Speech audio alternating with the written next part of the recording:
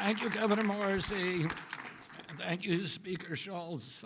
Thank you to Dr. Mark Hyman, who's been my friend and partner on these issues for over 20 years. Thanks, Vonnie Yari, who's been an extraordinary leader.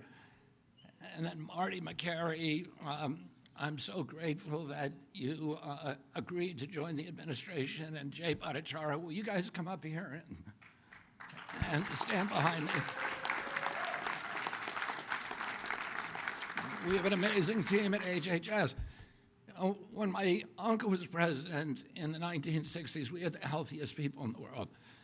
And one of the basic assumptions of our country was that because we were robust people, because we were vigorous, because we were tough, we had what my uncle called this beef jerky toughness that was responsible for our country being the land of the brave and the home of the free, the greatest industrial power in the world, the wealthiest country. We owned half the wealth on earth when my uncle was president, and part of that was because of the vigor of our society. And that's one of the reasons he started the Presidential Council on Physical Fitness, because he saw that he felt that Americans were getting soft, and it was going to steal from us and erode all of our leadership, our moral authority, and our values, and our role as an exemplary nation. And since his death, we've had this extraordinary chronic disease epidemic. When my uncle was president, 3% of American kids had chronic disease. Today, it's around 60%. And these are a broad category, the ones that Marty mentioned, like ADHD, the neurological disorders, ADD, ADHD, speech delay, language delay, tics, Tourette syndrome, narcolepsy, ASD, and autism. All of these are injuries that I never heard of when I was a kid. They were not part of the nomenclature. They weren't part of the dialogue. There was zero spent in this country treating chronic disease when my uncle was president. Today, it's about $1.8 trillion annually. It's bankrupting our nation. 74% of American kids cannot qualify for military service. How are we going to maintain our global leadership with such a sick population? We have all these autoimmune diseases, these exotic diseases, and again, I never heard of: juvenile diabetes, rheumatoid arthritis, lupus, Crohn's disease, and 100 others that were just unknown when I was a kid. I never knew anybody with a peanut allergy. I never knew anybody with a food allergy. Why do 5 of my 7 kids have allergies? I never knew of anybody who had eczema. I knew of a very small number of children who had asthma, but that has exploded as well today. And our fertility is dropping dramatically. Teenagers in this country today have the same testosterone levels as 68-year-old men. Our girls are reaching puberty 6 years early, from 10 to 14 years old. And this is existential for our country. And we have to address it. And one of the probably, when I met with, and I want to commend the food companies for working with us to achieve this agreement or this settlement. And when I went in a few months or about a month ago to meet with a few food companies, I was talking with my staff about these petroleum-based dyes, and I said, if they want to add petroleum, if they want to eat petroleum, they ought to add it themselves at home. But they shouldn't be feeding it to the rest of us. And without our knowledge or consent. And unfortunately, we're going to get rid of the dyes, and then one by one, we're going to get rid of every ingredient and additive in food that we can legally address. One of the problems is that the industry, which all of these industries, cast a dark shadow historically over this agency. And there's so many conflicts that we are now systematically eliminating. That has allowed them to suppress the science. There's shockingly few studies, even on food dyes, and on all these other ingredients as well. And Jay Bhattacharya, who is here and who's running the director of NIH, is now narrowly targeting these kind of food additives for scientific study, so that one by one we can start eliminating them where they can. Where we can't, there's things that we'll never be able to eliminate, like sugar. And sugar is poison, and Americans need to know that. It is poisoning us. It's giving us a diabetes crisis. When I was a kid, I always say this, a typical pediatrician would see one case of diabetes in his lifetime. Today, it's 1 out of every 3 kids who walks through his office door. In our most recent study from NIH, 38% of American teens, half our adult population. This is existential. We are spending as much on mitochondrial disorders like diabetes as we spend on our military budget. We can't continue to exist like this. And the problem is industry is making money keeping us sick. As Jay pointed out, ADHD is associated with all these behavioral disorders. But those disorders are treated not by changing our diet, but providing medications to treat our kids. And they get medicated, and that's the only solution.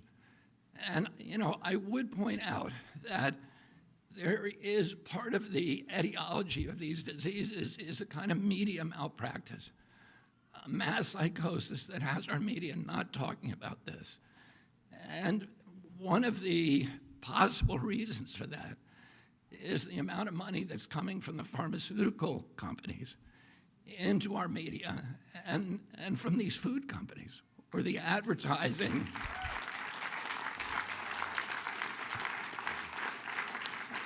the advertising has at least plays a factor. So that revenue, that extraordinary revenue stream, in disabling their capacity or their inclination for skepticism and for critical thinking. So Americans don't know what they're eating, and they don't know the implications of those things. And for those products, Mark Hyman says in his book, the 10-day sugar detox diet, which I'll give a plug to, is a very good book. He talks about how dangerous sugar is and how it's as addictive as crack. And our children are addicted to it from when they're little kids. Our agency recommends, I think, a huge amount of sugar for kids from when they're born. And it's hurting them, and it's addicting them, and it's changing their taste buds so that they crave it. And it's disabling our population. So for those ingredients that we can't ban legally, we're going to start informing Americans about what they're eating. And we're going to try to work with Congress and the White House to make sure that we have adequate labeling so mothers who go into the grocery stores know what is good for their children and what is not. I want to say one other thing about the moms. When I went and spoke for the first time, and I met with the heads of all the food industry companies. One of the things that they said to us is that the worst thing for us is if we have a patchwork of legislation in all these different states, because then we're not capable of marketing nationally distributed products, because we're going to have different regulations in every state. And they didn't want that, and that's one of the reasons they came to the table with us. I want to thank Speaker Schultz. I want to thank Governor Morrissey, and I visited many other governors in Virginia and West Virginia, in Arizona and Utah and other states that are having these local bans. But those bans have given us leverage to make demands on the food company, and the only reason that those states have banned these products is because of these ladies and millions of more across the country, the warrior moms who have powered the MAHA movement.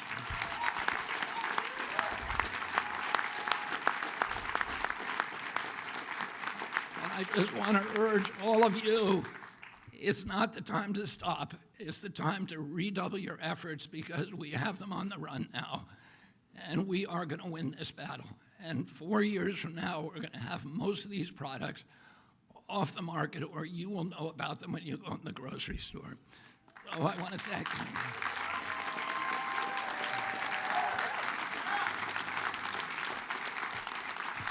And finally, and most importantly, I want to thank President Trump. President Trump often, says that he's going to make America great again. But he knows that he cannot make our country great again if our country is weak, if we're not healthy, if we don't have vigor, if we're not a robust people. He says that he's going to restore the American dream. And a healthy person has 1,000 dreams. The sick person only has one. And right now, there's 60% of the people in this country who have only one dream, that they can make it through a day without pain, with energy, without having to take medications. And we are going to change that for our country. And I want to thank the moms and thank President Trump for his confidence in my leadership and for allowing me to surround myself with such an extraordinary team of scientists who are going to restore transparency to this agency. We're going to do replicated science. We're going to restore gold standard science so we know what's in our food and we can eliminate it. Thank you all very much.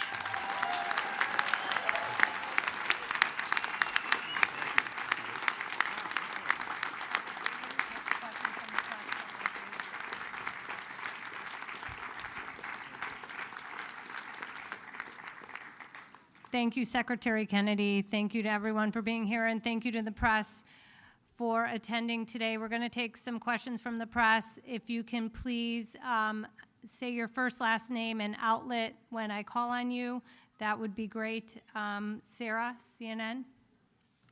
Here. I got it. Okay. Hi, Sarah Overmall from CNN. Secretary Kennedy, you talked about how sugar is poison and how it's addictive. Is that the next step for you, looking at policies to reduce or even eliminate sugar in food products? I don't think that we're going to be able to eliminate sugar, but I think what we need to do probably is give Americans knowledge about how much sugar is in their products, and also with the new nutrition guidelines, we'll give them a very clear idea about how much sugar they should be using, which is 0. Yes.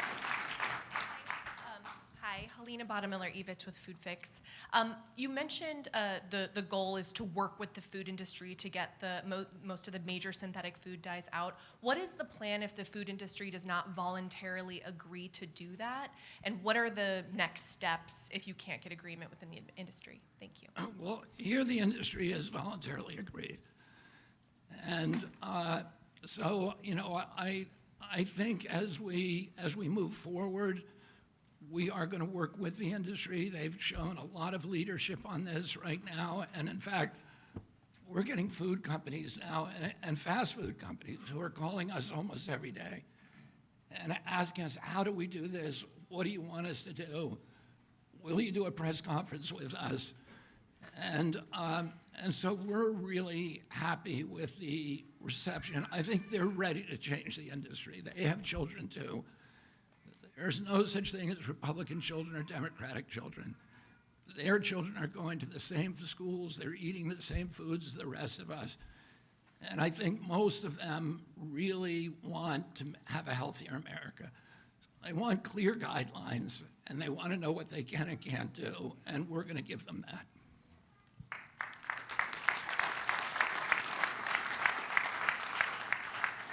Yes.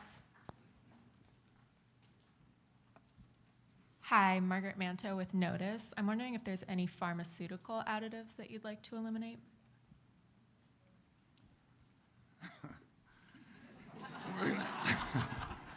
We're gonna start on that next. I don't have anything particular there.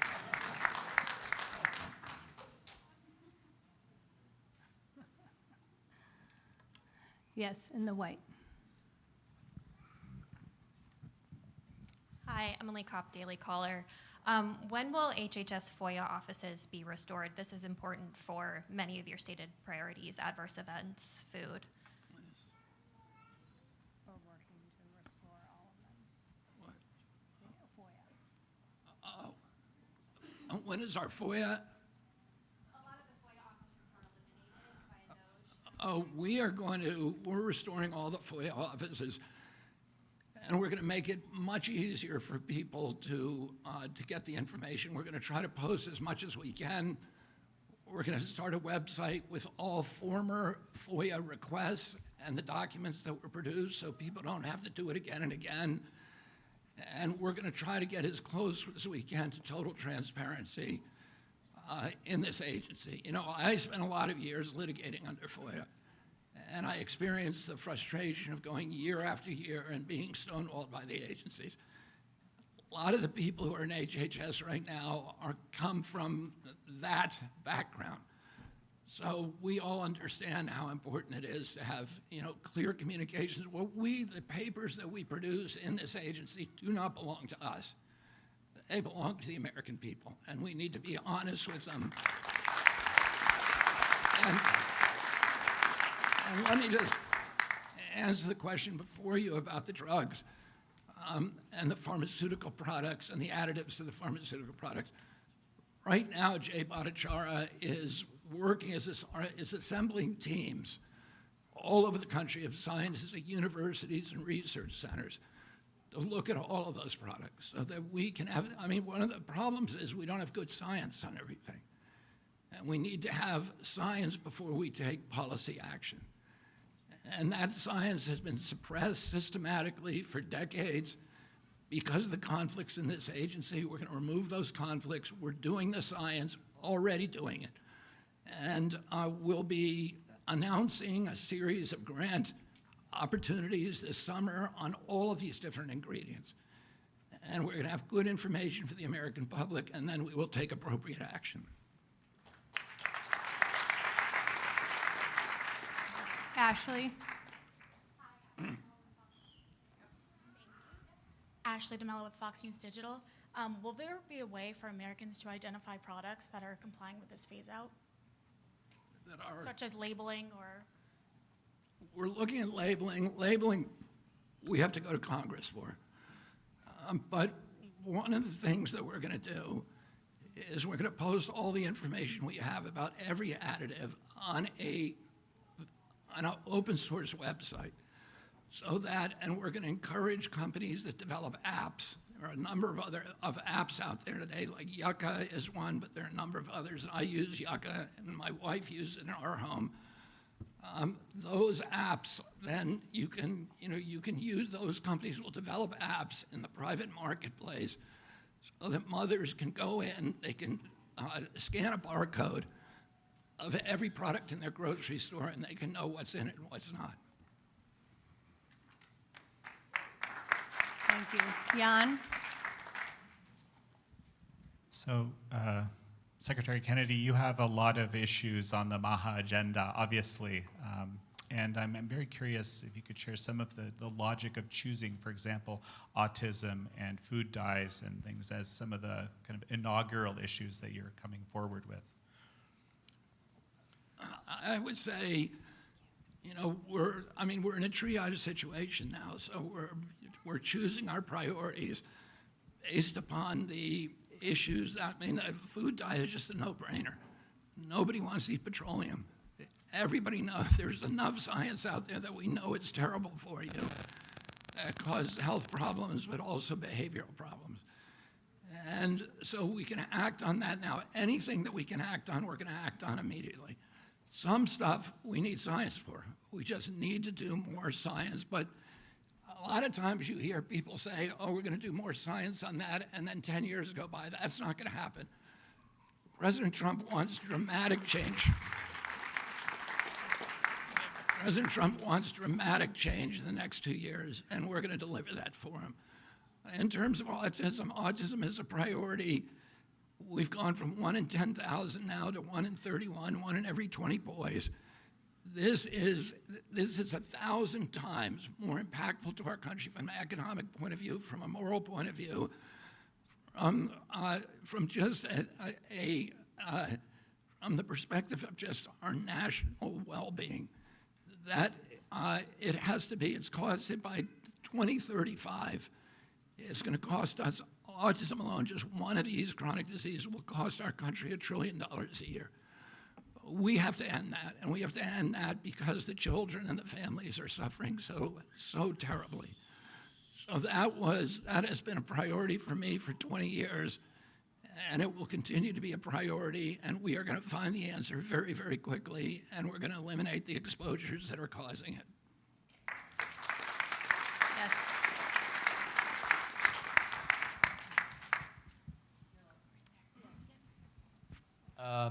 Secretary Kennedy, Issam Ahmed here from Agence France Presse.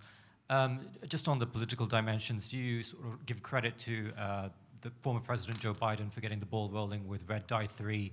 And as far as the labeling goes, you mentioned you have to go to Congress. Are you in discussions with lawmakers on both sides of the aisle regarding improved labeling around food? Thank you. We have not yet. The time has not yet come for us to put our legislative proposals before Congress. Labeling will be a top priority proposal for us. In terms of the credit, I credit President Biden for getting it done. I wish it hadn't taken him to 1 week before I came into office before he did it. Let's give credit where credit's due. Okay, one more question right there in the pink. Thank you, Secretary Kennedy. Cheryl Gay Stolberg from the New York Times. I just want to make sure we understand the parameters of this agreement with the food companies. Do you actually have a settlement with the food companies and a formal agreement for them to adhere to these guidelines? And if so, why don't we have anyone from the food industry here? I would say we don't have an agreement, we have an understanding, but I'm going to let Marty take this question. Thank you. Thank you, Mr. Secretary. You win more bees with honey than fire. Good to see you, Cheryl.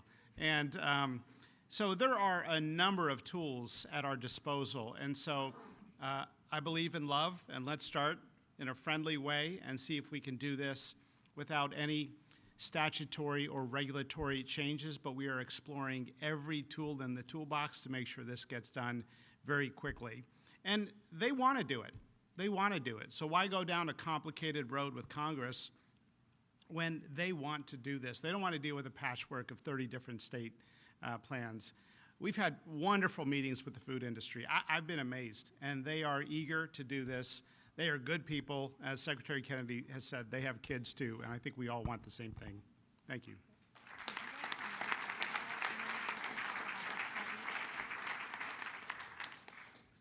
So I just wanted to make a couple of comments about the role of the NIH in all this.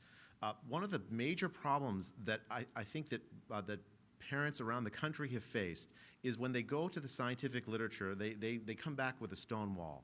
They hear that, well, the science hasn't been done, it's not rigorous. And part of the problem is that scientists are afraid to ask questions, basic questions that parents want answers to.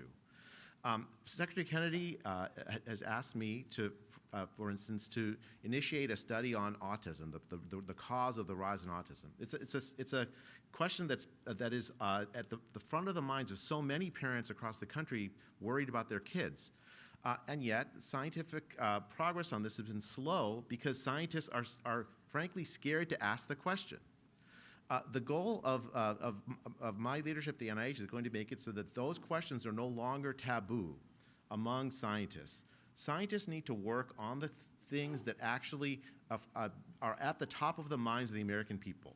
The mission of the NIH is to do research that extends the life expectancy and improves the health of the American people. And that's exactly what we're going to do. Since 2012, the United States has seen no increase in life expectancy, none. And it collapsed during the pandemic, and only recently has it started to come back up to 2019 levels. That is a situation that is a catastrophic failure of the American public health system, and it frankly is also a failure of American scientists to address the key drivers of this enormous chronic disease crisis we're facing. And I'm really grateful to Secretary Kennedy for his leadership, and I'm grateful to President Trump for his leadership in giving us the opportunity to turn the ingenuity of American scientists to the questions of how to improve American health and to make America healthy again. Thank you. Thank you, everybody.